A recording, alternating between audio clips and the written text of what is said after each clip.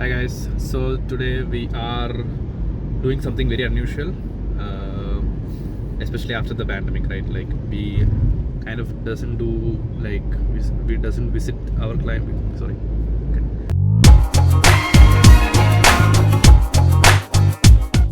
Hey guys, so today we are doing something very unusual, and it's today we are going and visiting a client, and we are kicking off the project with them.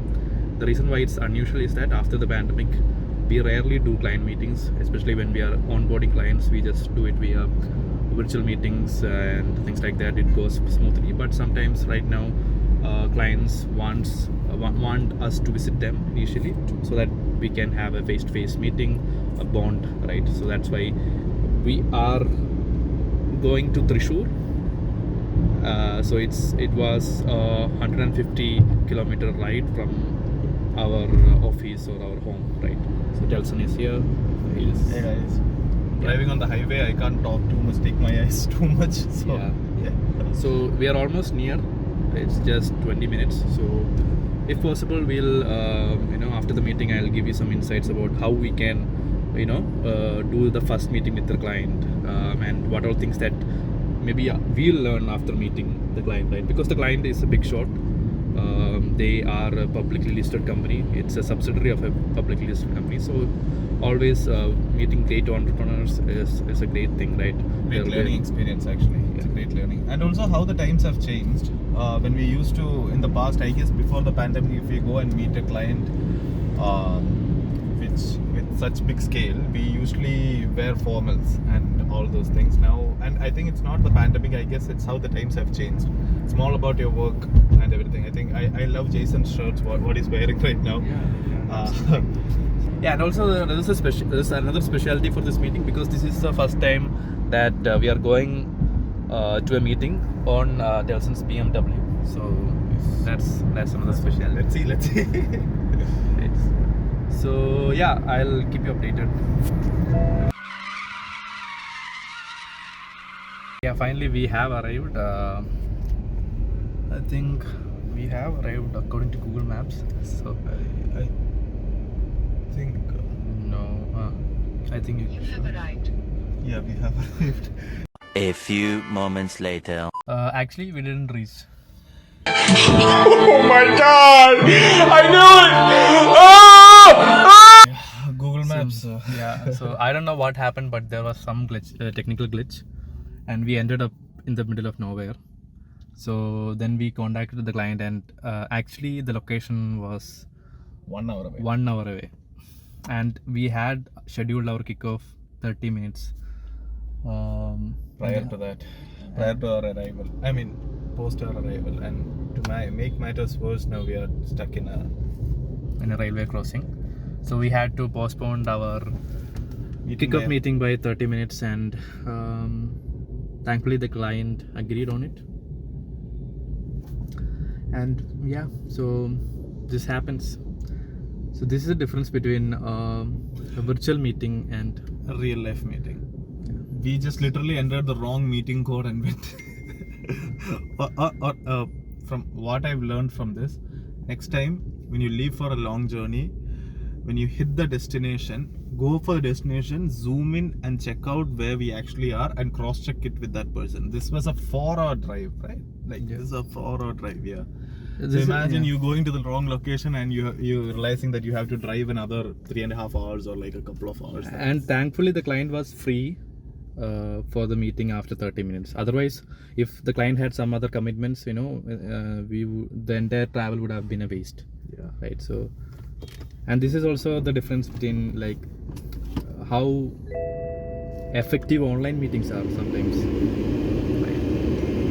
If it was an online meeting, we could have saved the entire day and could have taken multiple calls. Usually I take like 2 to 3 calls in a day, but today I cannot. I have just blocked out my entire calendar for this trip, and so I'm just thinking whether the real life face-to-face bonding, whether that is greater than the time that we are investing. Like what's the value? The value that we are getting on a face-to-face meeting, is it bigger than the 4 hour, 5 hour, 6 hour time that we are investing? That is another question. I think we should actually crunch some numbers and see like what's the cost per one meeting and how many meetings you can take per day. But I think for this meeting it makes sense because this is a kickoff meeting, and this is one of the biggest clients that we are signing up with in terms of retainer fee and also in terms of brands. So So I think this is worth it. But if you're an agency owner or a freelancer, I think you should evaluate like the value, right? Like with whom you are trying to work with, and then take a decision in which whether you would really like to go and put the effort and meet them, right?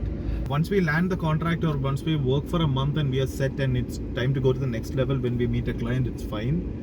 But to discuss the terms, I feel online meetings are the best way to do it. But the pro side is that if you sometimes like once in a month or twice in a month, if you go outside and meet someone, it's refreshing. You should do it.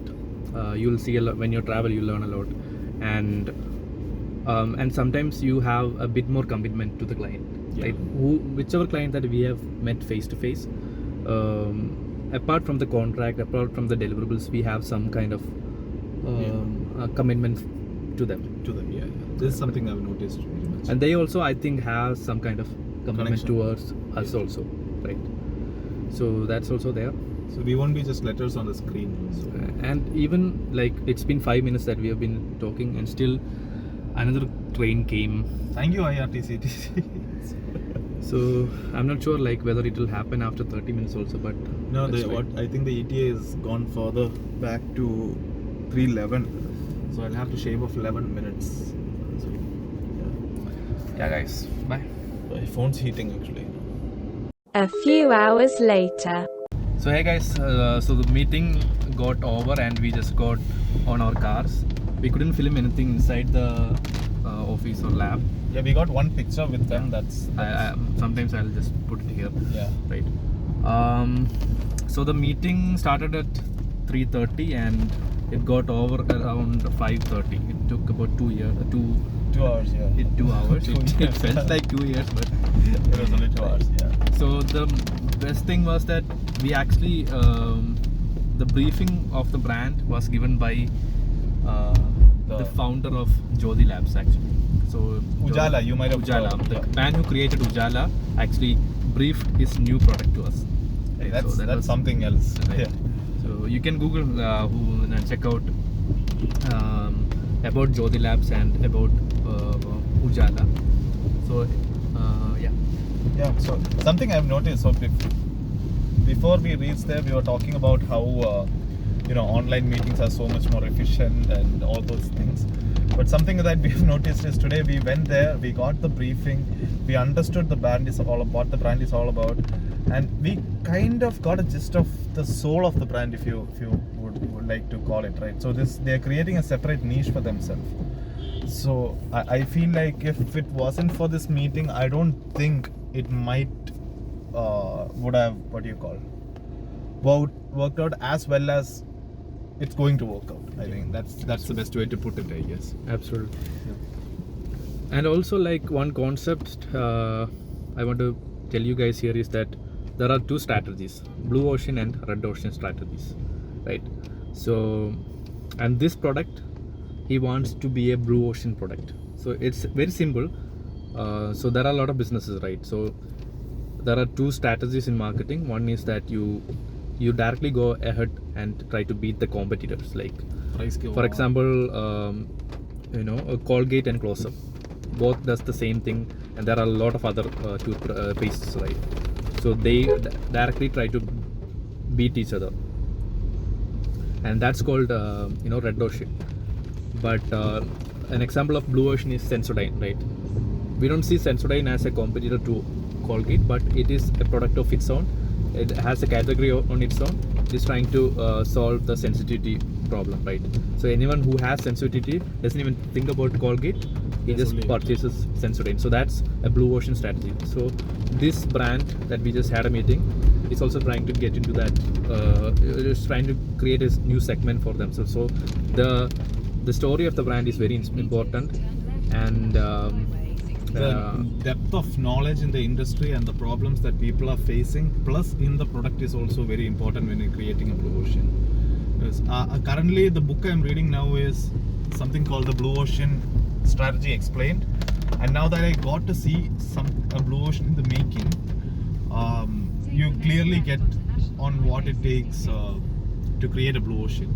Right? Highly recommended book. You get a really good feedback out of it. It's left, right? Yeah, left. So, and also we got a lot of different products from them. I think they have 3 products, right? We got the samples of 3 products, and yeah, we are excited to try it on also. And look, it's rainy here in Kerala. I mean, it's and nothing new, but yeah, it's like out of the 12 months that we have in Kerala, 8 months are raining. So it's beautiful, and also it's really kind of hard to drive also. we haven't had lunch yet. Yeah, also. we didn't have lunch because the meeting got delayed, and also the meeting got long. Super long. Yeah. So Now we are gonna have dinner, yeah, like brunch dinner. I don't know why dinner doesn't catch on, but you know, Yeah. doesn't have that catch like brunch, I guess. So we'll just stop to have dinner, and then we'll be on our way. It's a 5-hour. No, I think now it's 4 more hours. I guess 4 more hours from here, and hope for the best. yeah. So sometimes the vlog will end here. Or no, we'll just show them the food also. Yeah, sometimes I'll show you the food also. if it's exciting. So, yeah. So yeah, guys, Peace. peace off.